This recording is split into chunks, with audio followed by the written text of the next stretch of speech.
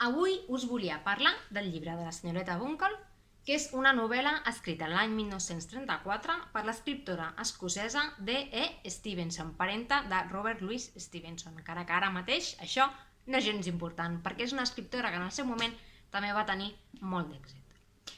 Aquest llibre explica la vida i miracles de la senyoreta Bunkle, que és una solterona de 40 anys que es queda sense estalvis i decideix, té la idea brillant, d'escriure un llibre.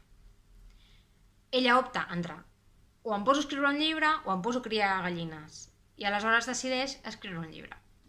Quin és el problema que es troba la senyoreta Bunkle? Que no té gens ni mica d'imaginació. I què passa quan tu no tens imaginació? Que has de tirar de les coses que et rodegen. La senyoreta Bunkle viu en un poble d'Anglaterra, que és molt petit, on tothom es coneix, i clar, escriure un llibre sobre això podria causar un gran escàndol. El que fa és publicar-lo amb un pseudònim.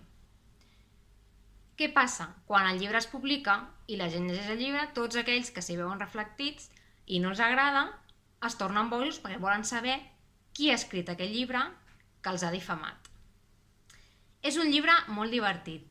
És un llibre que està molt ben escrit, és molt entretingut, és bastant llarg, però és realment deliciós. Si us agraden les comèdies britàniques amb personatges corals, està ple de trames i subtrames, un munt de personatges molt ben retratats. És molt irònic i un humor molt fi. Realment és una delícia.